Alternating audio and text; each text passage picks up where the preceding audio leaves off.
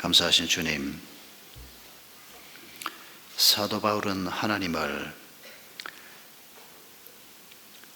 대부분이 하나님 알지 못하는 난파선에서 구원받은 286명 앞에서 하나님은 말씀하신 대로 이루시는 분이라고 고백했습니다.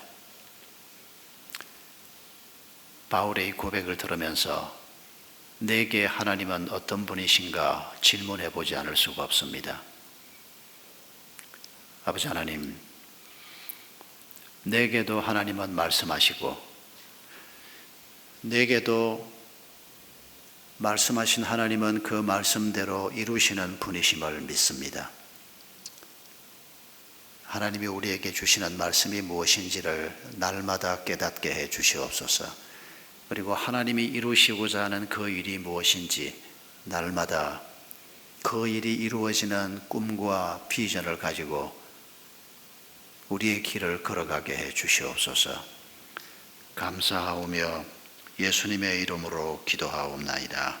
아멘.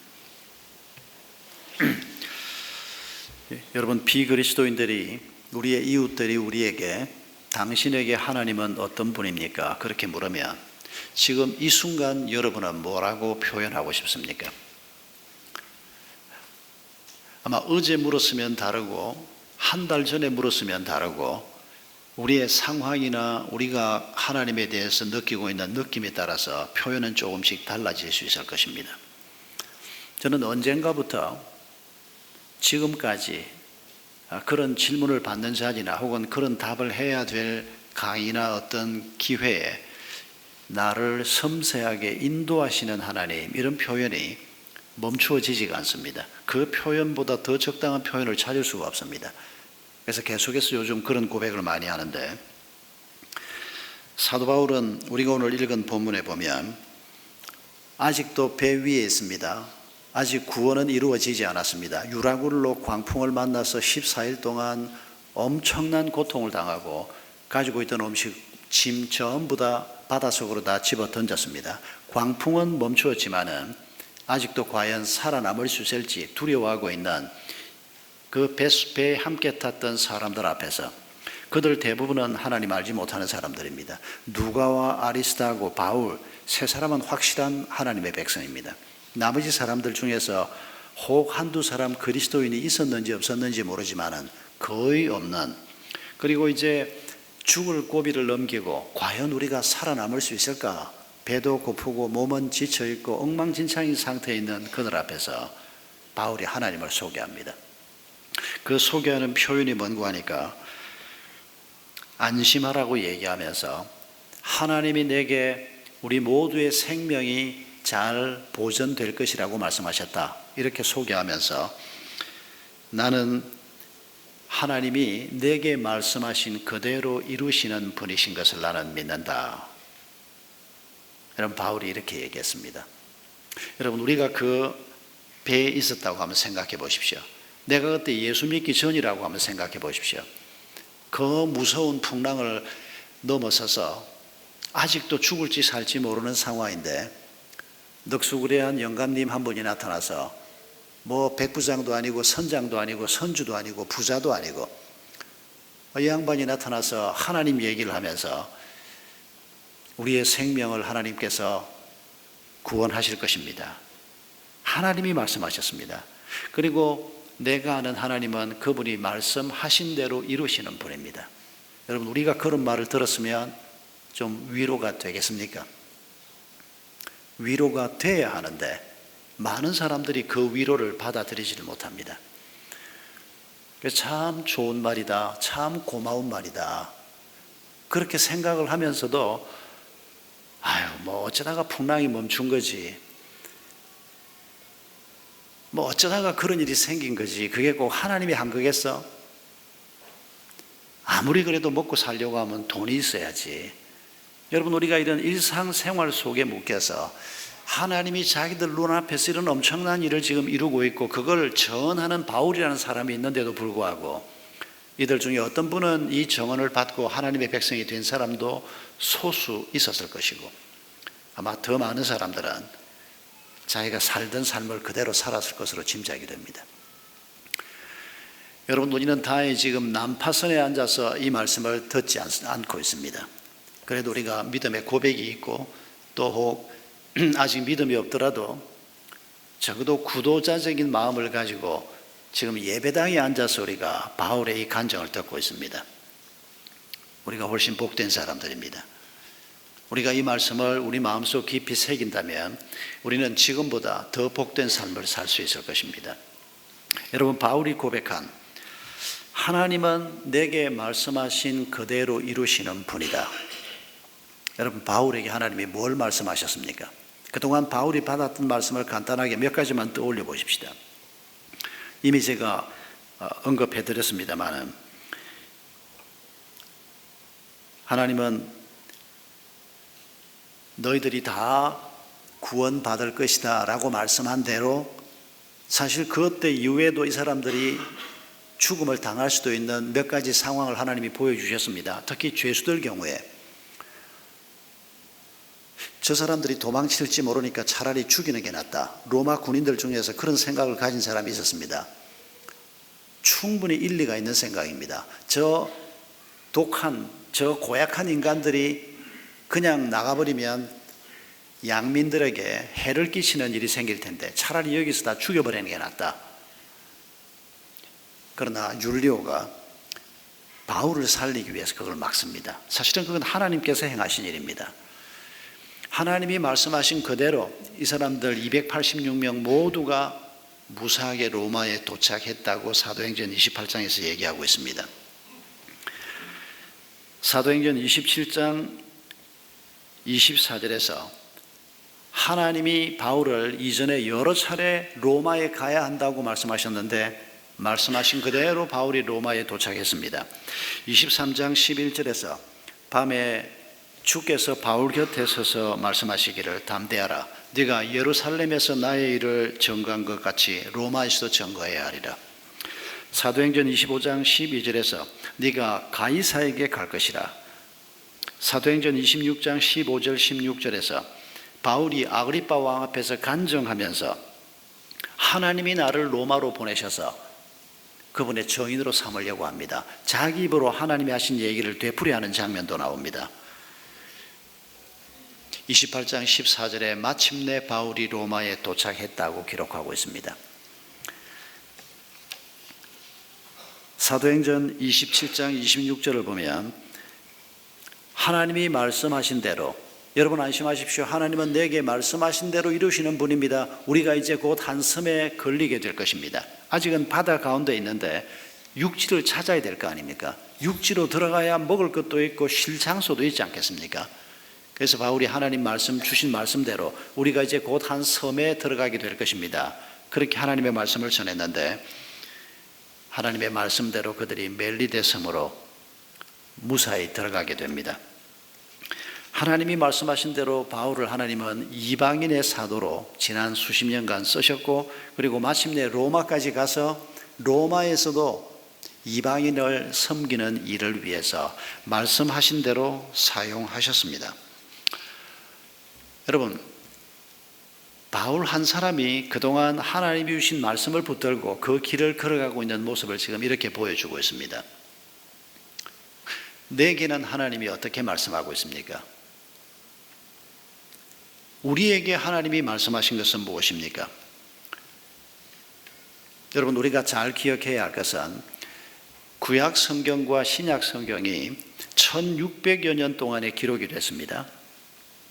그리고 더 이상 성경은 다시 기록되지 않고 이 성경이 자기 백성에게 주시는 하나님의 말씀이라고 하나님이 우리에게 주셨습니다.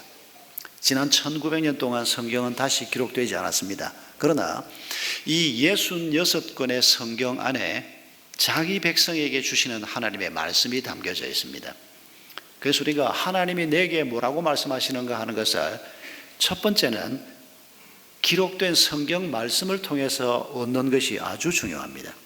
성경 말씀을 벗어나서 하나님의 음성을 구하는 일은 아주 조심해야 합니다. 하나님이 성경 말씀만 가지고 우리에게 말씀하시는 분은 아닙니다. 가끔씩은 다른 방법으로도 말씀을 하십니다. 꿈으로 말씀하실 수 있고 직관을 통해서 우리의 마음속에 어떤 생각을 통해서 말씀할 수 있고, 다른 사람의 입을 통해서도 말씀할 수 있고, 신문을 통해서도 우리에게 말씀할 수 있습니다. 그러나 여러분, 성경 말씀을 통해서 말씀하시는 하나님을 잘 우리가 발견하고 하나님과 친밀하게 지내면 다른 방식으로 말씀하시는 하나님의 음성도 들을 수 있습니다. 그런데 하나님의 말씀에 대한 이해가 없으면 다른 방식으로 말씀하시는 하나님의 음성에 혼돈이 일어납니다. 그래서 엉뚱한 일을 하는 경우가 참 많습니다. 이전에 저하고 같이 교회를 섬겼던, 지금은 선교사로 가 있는, 여러분 중에서도 그분을 기억하는 분이 꽤 있을 텐데 별로 좋은 얘기가 아니어서 제가 이름은 얘기하지 않겠습니다. 이 전도사님이 저하고 같이 섬길 때 이런 얘기를 했습니다. 어느 날 기도를 하는데 하나님께서 갑자기 자기를 보고 진해로 가라 그러더라는 겁니다. 그래서 왜 하나님 진해로 가야 됩니까? 그러니까 북에서 쳐내려온다는 겁니다.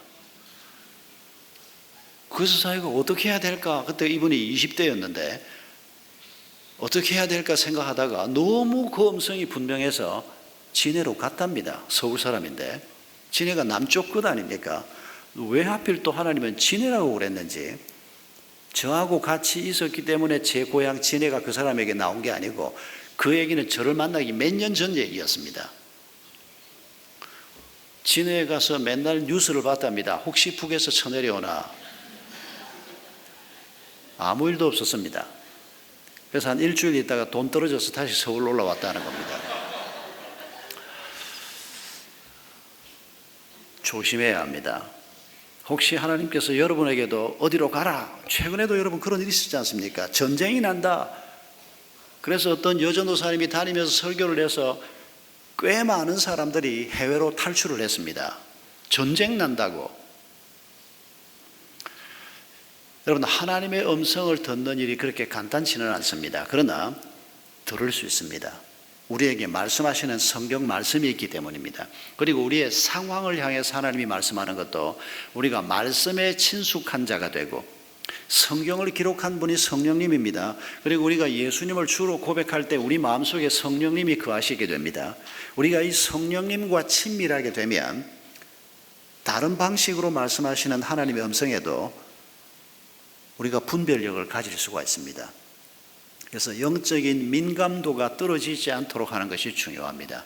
주일날 한번 교회 왔다가 은혜는 받았는데 일주일 지나도록 너무 분주해가지고 하나님의 말씀 묵상 한번 하지 못하고, 따로 기도하는 시간 한번 갖지 못하고, 가족들이 예배 한번 드리는 시간 갖지 못하고, 그러면 우리의 영적인 둔감성은 점점 커져갈 수밖에 없습니다. 그럴 때 우리가 하나님이 말씀하셔도 오해하게 되고 그 말씀에 순종하기가 점점 어려워지게 됩니다. 다윗에게 주신 말씀은 다윗에게만 주신 말씀이 아닙니다. 바울에게 주신 말씀은 바울에게만 주신 말씀이 아닙니다. 우리 모두에게 주신 말씀입니다. 그러면 우리도 다 로마로 가야 하느냐? 예, 가야 합니다. 그런데 우리의 로마가 각기 다를 뿐입니다. 우리의 로마는 이태리에 있는 그 로마가 아니고, 그 로마로 꼭 가야 할 사람도 혹 우리 가운데 수년 안에 한 번쯤 나타날지는 모르겠습니다만은, 우리의 로마는 우리의 직장일 수 있고 하나님이 우리를 보내시는 곳 있지 않습니까? 우리도 가는 겁니다. 장소만 다를 뿐입니다. 그리고 그 로마에서 나를 정언하는 자가 되라, 복음의 정인이 되라, 그건 똑같습니다. 계속해서 모든 그리스도인에게 똑같이 주어진 말씀입니다. 우리가 성경 말씀에 익숙하면 바로 이런 것들을 발견하게 되는 겁니다. 그리고 바울 얘기가 바울 얘기만이 아니고 내 얘기구나, 예수 믿는 나도 바로 같은 길을 걸어가야 하는구나, 이런 걸 우리가 깨닫게 되는 것입니다. 그리고 하나님께서 우리의 상황을 향해서 말씀하시는, 말씀을 깨닫고 일반적으로 적용할 수 있는 이런 말씀뿐 아니라 우리가 처해 있는 특별한 상황을 향해서 하나님이 말씀하시는 이 말씀의 적용 부분, 이것도 우리 삶에서 하나님이 우리에게 주시는 아주 소중한 음성입니다. 제가 1994년에 10월 달이었습니다. 나이 만으로 42살이 되기 전이었는데, 목요일 저녁 남자 사역반을 하다가 코로 입으로 피를 토하고 쓰러졌습니다. 그리고 일주일 동안 병원에 입원을 하고 한 달 동안 사역을 쉬었습니다. 다행히 잘 회복이 됐습니다. 병원에서는 원인은 모르겠고 하여튼 몸에 문제가 생긴 건 틀림없는데 과로와 스트레스 때문인 것 같다, 그렇게 얘기를 했는데 잘 회복이 됐습니다. 그러나 정말 아찔한 순간을 경험한 겁니다. 이 뇌로 올라가는 상당히 큰 혈관이 뇌 바로 밑에서 끊어진 겁니다. 그러니까 위에서 이렇게 피가 흐르면서 코로 입으로 내려온 겁니다. 조금만 더 위에서 터졌으면 바로 죽는 양이었습니다. 정말 아찔했습니다. 그리고 병원에 실려갔는데 마취를 했는데 제가 마취해서 깨어나지를 못했답니다. 그래서 의사들이 막 긴장하면서 가끔씩 그러다가 영원히 못 깨어나는 사람도 있으니까 두 번의 죽을 고비를 그때 넘겼고, 저는 그게 죽을 고비인지는 모르고 지나고 난 다음에 의사들이 심각한 얼굴로 얘기를 하는데 참 아찔한 순간이었습니다. 그 일이 은혜 가운데 잘 끝이 났습니다. 건강도 잘 회복이 됐습니다. 그런데 굉장히 큰 후유증이 하나 남았습니다. 두려움이 오기 시작하는 겁니다. 그전에는 내가 죽는다는 생각은 한 번도 해본 적이 없습니다. 내가 죽으려고 그러면 아직 몇십 년이 남아있다. 그래서 아예 죽음 자체를 심각하게 생각해 보지 않았습니다. 그런데 그 사건이 있고 난 다음에는 내가 오늘 밤이라도 하나님이 부르시면 갈 수 있다. 죽음은 내 눈앞에 현실로 다가왔습니다. 그렇게 되니까 어느 날 새벽기도 시간에 나와서 앉아 있는데 내가 만약 죽는다면 이거 어떻게 될까? 서울영동교회 목사 자리는 나보다 더 좋은 사람도 많이 있으니까 누가 감당해도 잘 감당하겠는데, 또 혼자 계신 어머니는 아들이 셋이나 되는데 나 혼자 먼저 간다고 해도 아들 둘 더 있고, 또 어머님 생활비는 막내 아우가 그런 대로 잘 버니까 할 수 있겠고, 어머니가 슬프겠지만은 곧 천국에서 만날 거니까 그것도 큰 문제는 아니겠고, 그런데 우리 아이 셋하고 와이프하고 이 네 식구는 어떡하지?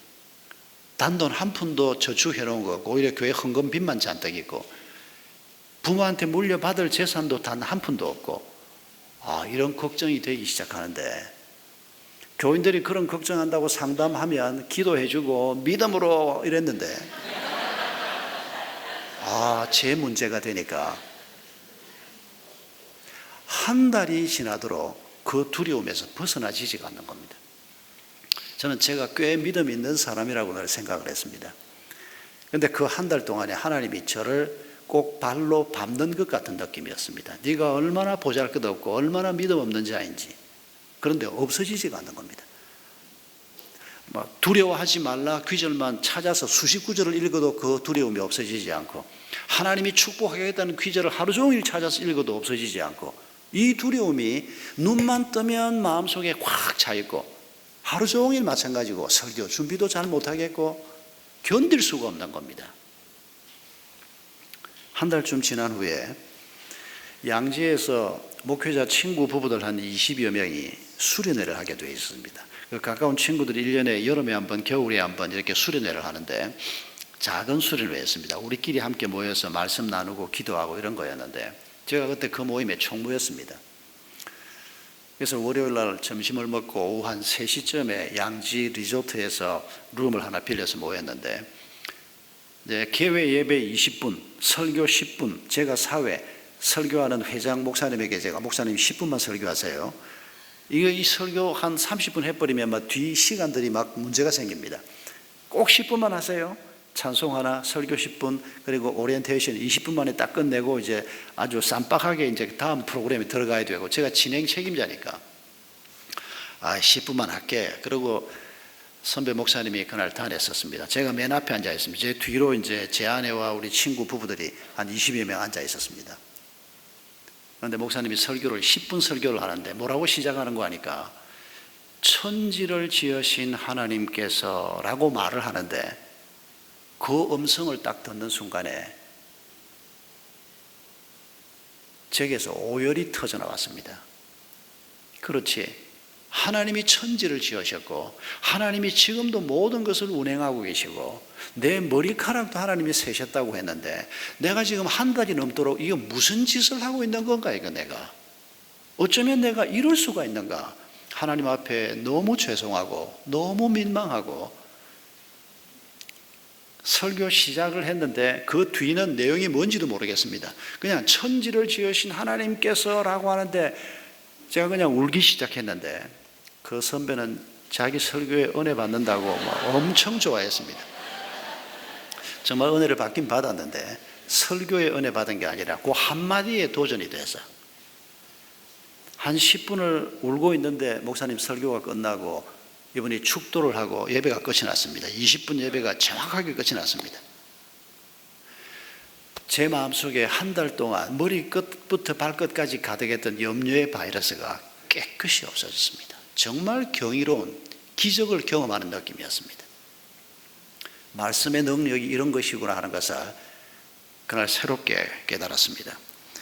여러분, 하나님은 여러 가지 방법으로 우리를 격려하시고 위로하시지만은 여러분, 지금 2000년 전에 사도 바울을 통해서 좀 로마로 데려다 놓고 그런 말씀을 하시든지 아직도 지금 엉망진창인 배 안에서 하나님이 우리를 구원하신다고 했습니다. 하나님은 말씀하신 대로 이루시는 분입니다. 아유, 저 말을 믿어야 되나 말아야 되나. 여러분, 그게 바로 우리 모습 아닙니까? 하나님이 말씀하시는데 믿음으로 산다고 하면서도 그 말씀대로 이루어질 것이라고 하는 믿음이 어느샌가 우리 속에 없으니까 두려움이 찾아오고 온갖 문제가 생기는, 그러나 하나님은 지금도 우리에게 말씀하시는 분입니다. 그리고 그 말씀대로 이루시는 분입니다. 여러분, 이 하나님을 우리가 다시 한번 우리의 하나님으로 마음속 깊이 모셔드릴 수 있기를 바랍니다. 우리 안에 계시는 성령님의 음성을 잘 듣는 것도 아주 중요합니다. 우리가 예수 그리스도를 주로 영접할 때 성령이 우리 안에 내주하신다고 성경은 말합니다. 참 놀라운 표현입니다. 그냥 우리가 하나님의 말씀을 깨닫고 그 말씀대로 살아가 보려고 애를 쓰는 게 아니고 하나님이 우리 안에 거하시게 된다는 것입니다. 여러분, 이 우리 안에 거하시는 하나님하고 친밀해지는 것이 아주 중요합니다. 하나님의 말씀이 첫째고, 그 다음에 중요한 것은 빌립보서 2장 13절을 보면 너희 안에서 행하시는 이는 하나님이시니 우리 안에서 움직이고 계시고 왔다 갔다 하시는 분이 계시는데 그분이 하나님이시라, 성령 하나님이라는 말씀입니다. 이는 하나님이시니 자기의 기쁘신 뜻을 위하여 너희에게 소원을 두고 행하게 하시나니. 여러분, 우리 안에 계신 성령님이 하시는 아주 중요한 역사 중에 하나가 우리에게 소원을 주신다는 겁니다. 우리 마음속에 생기는 소원 말입니다. 아유, 골치 아픈데 그냥 술이나 한잔 먹고 자자. 이 소원은 하나님이 주신 소원이 아닙니다. 그건 육체가 주는 생각입니다. 여러분, 이런 거 분별하지 못하면 안 됩니다.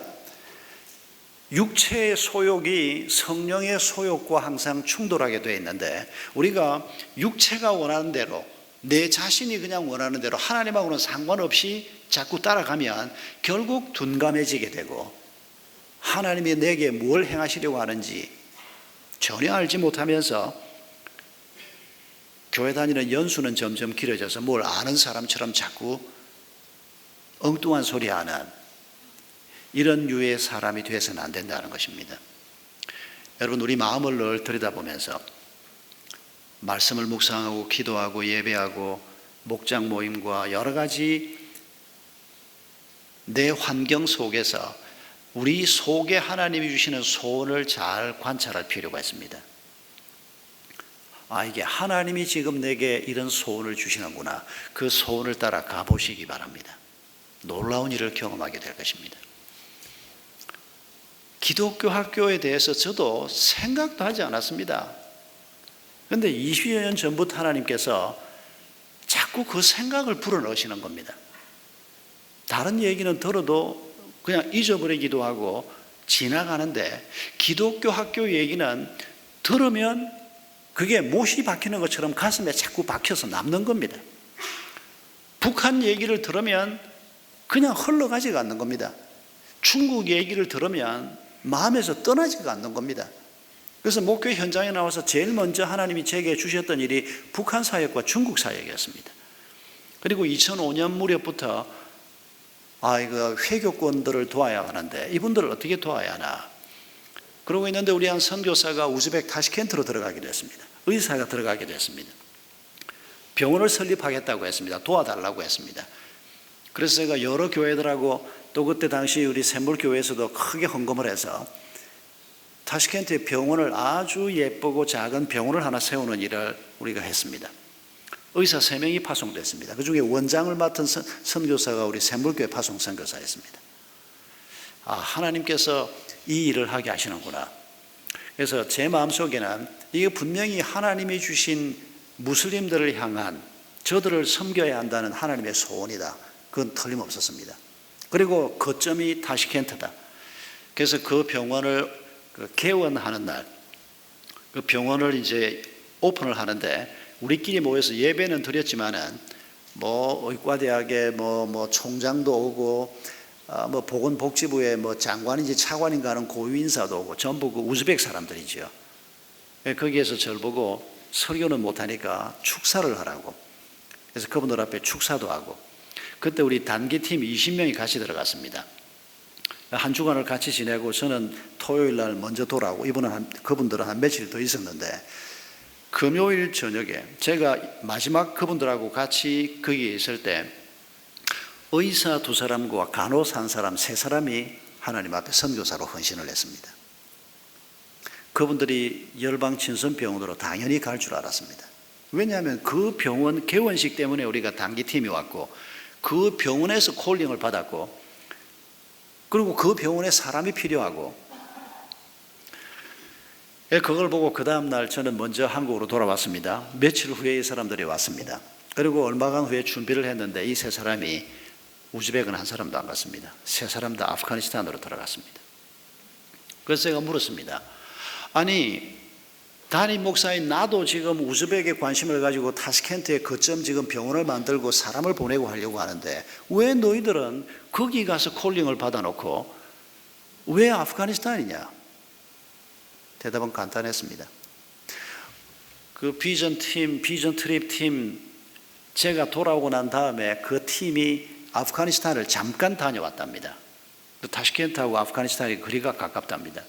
잠깐 다녀왔는데 거기에서 보았던 아프가니스탄 사람들의 얼굴, 거기에서 보았던 그 아프가니스탄의 참혹함 이런 것들이 이분들 마음속에 계속 남은 겁니다. 그리고 정작 떠날 준비를 하면서 3사람이 몽땅 다 아프가니스탄으로 들어가 버린 겁니다. 하나님께서 그쪽에 마음이 계셨던 겁니다.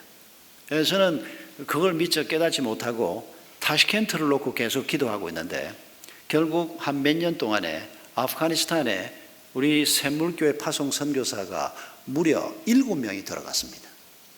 그 작은 나라에 7명이 들어가서 거기에서 사역을 하게 되는 아프가니스탄에 대한 하나님의 마음을 제가 미처 몰랐던 겁니다. 한 목사님이 피납 기간 중에 제게 이렇게 말한 적이 있습니다. 박 목사님, 사도 바울 이후로 지난 2000년이 지나는 동안에 하나님께서 전 세계 그리스도인들에게 이 아프간이라고 하는 한 민족을 놓고 기도하게 하는 이런 놀라운 일이 지난 2000년 동안 언제 있었느냐. 이 사건이 유일한 사건인 것 같다. 하나님이 아프간에 대해서 당신 교회와 당신들을 사용해서 전 세계 그리스도인들의 이목을 집중하고 그들을 위해서 기도하게 하시는 거 아니겠느냐. 그 말이 맞는 말이었습니다. 하나님이 모든 민족을 불쌍히 여기지만 그 중에서도 아프간 사람들을 긍휼히 여기는 마음이 적어도 2007년 그 해에는 너무도 컸던 것을 알 수가 있습니다. 우리가 거기에 그렇게 붙잡혀 있지 않았으면 40일 동안 거기에서 이미 천국으로 가신 분들도 가신 분이지만 40일 동안 억류당해 있고 그들의 소식이 궁금하고 전 세계 교회가 그들을 위해서 기도하고 전 세계 교회가 기도하고 있다는 것은 너무도 분명히 알 수 있었습니다. 제게 연락이 오기 시작하는데 전 대륙에서 연락이 다 왔습니다. 한국 사람들이 연락을 한 게 아니고 영국에서, 미국에서, 브라질에서, 아프리카에서 전 세계에서 이메일로 혹은 카드로 이런저런 연락을 보내오는데 총 숫자가 몇백 통 되거나 그러진 않았습니다. 한 몇십 통 정도였는데 어쩌면 그렇게 골고루 연락이 오는지 참 놀라웠습니다. 여러분, 하나님께서 2007년 그 해에 정말 크신 긍휼의 마음으로 탈레반들을 품고 계셨고 아프간 민족을 품고 계셨습니다. 정신없을 때는 그저 사건이 빨리 끝나기만 기도했지만은 하나님의 그 마음을 다시 한번 느끼면서 이후에 또 어떤 일이 벌어질 때 하나님의 그 마음을, 성령님의 그 마음을, 하나님의 소원을 좀 더 잘 깨달았으면 좋겠다. 그 생각을 그때 이후로 늘 가지고 있습니다. 여러분, 성령님은 우리 안에서 행하고 계십니다. 그리고 그분의 마음을 느낄 수 있도록 우리 안에, 내 안에서 행하시면서 우리로 하여금 하나님의 소원을 품게 하십니다.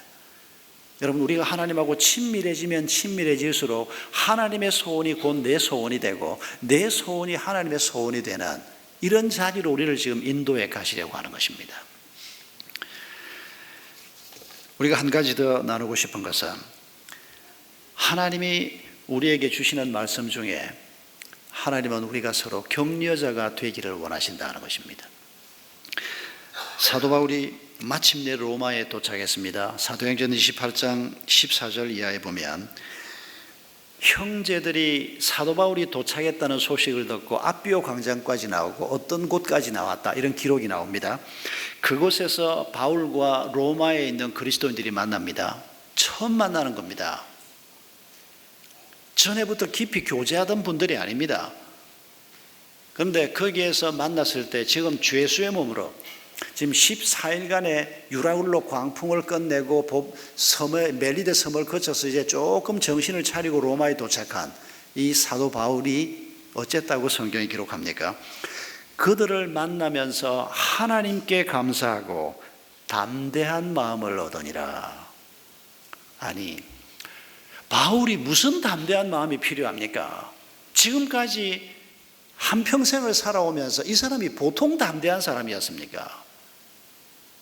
그러나 그에게도 지금 로마에 도착하면서 지금 낯선 사역을 새롭게 시작하면서 그에게 담대한 마음이 필요했습니다. 여러분, 그거 잊지 마셔야 합니다.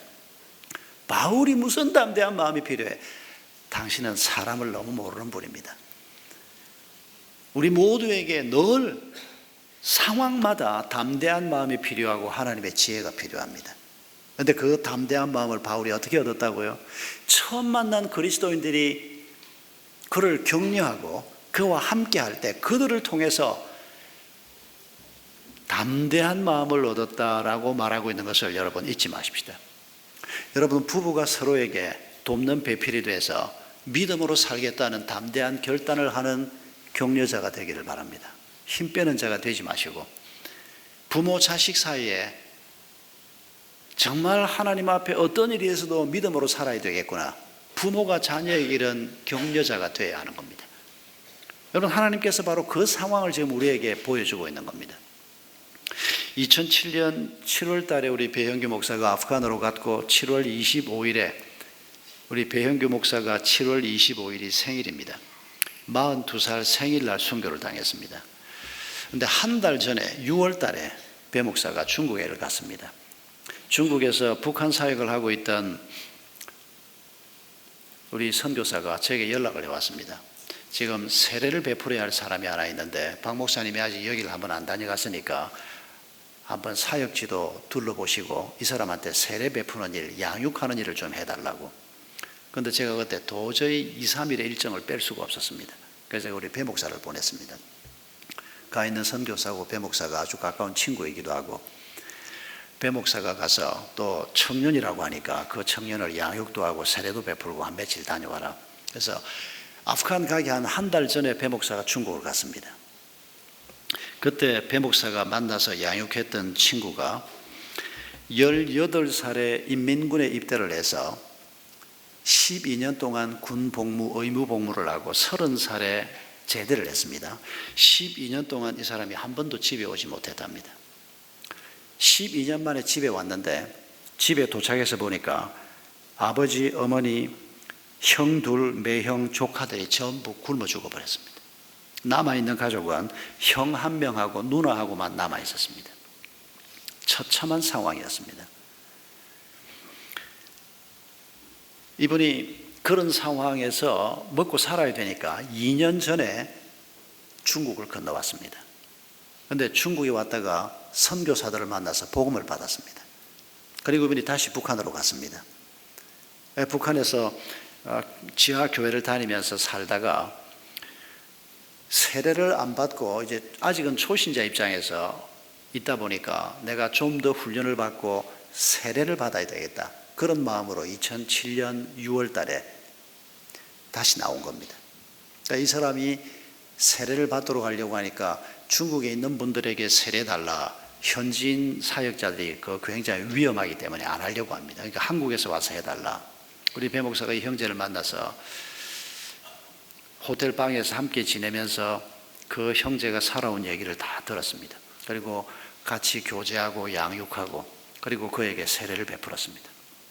그리고 그에게 가명이 필요합니다. 그 사람의 본명을 쓸 수 없으니까 이분에게 가명을 지어주면서 자기 이름을 주었습니다. 형규라고 하는 이름을 주었습니다.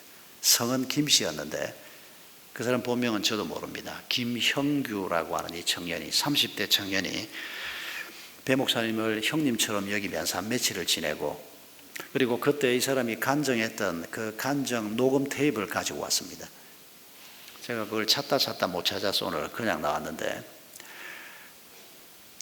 복음에 대한 열정이 아주 분명했습니다. 그리고 6월에 그 사람은 북한으로 들어가고 배 목사는 한국으로 와서 한 달 후에 아프간으로 간 겁니다. 2007년 연말에 이 김형규가 다시 우리 선교사의 처소에 나타났습니다.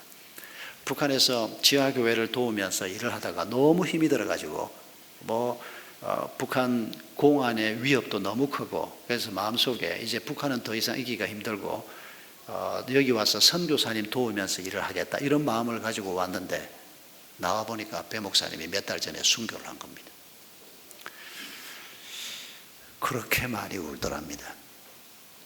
그리고 며칠 동안 그렇게 슬퍼하고 울고 그리고 난 다음에 우리 선교사님한테 형규가 이렇게 얘기를 했습니다.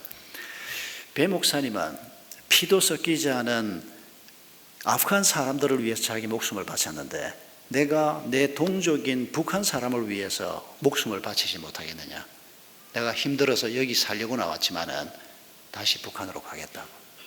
2007년 12월에 그 추울 때 김형규 형제가 다시 북한으로 들어갔습니다. 지금까지 소식을 모릅니다. 둘 중에 하나라고 생각이 됩니다. 순교했거나 감옥에 갇혀 있거나 살아서 활동하고 있으면 분명히 연락이 옵니다. 어떤 방법으로도 연락할 수가 있습니다. 또 본인이 중국으로 한번 나왔다 갈 수도 있습니다. 지금까지도 연락이 없습니다. 그래서 우리 짐작에는 조만간 연락이 오지 않을까 이런 기대를 아직 버리지 않고 있습니다. 여러분, 배형규 목사가 순교했다는 소식을 들으면서 짧은 기간 동안 그분을 만나고 그분에게 세례받았을 뿐인데도 이 김형규 형제는 자기 인생을 걸고 다시 북한으로 돌아가는 놀라운 결심을 했습니다.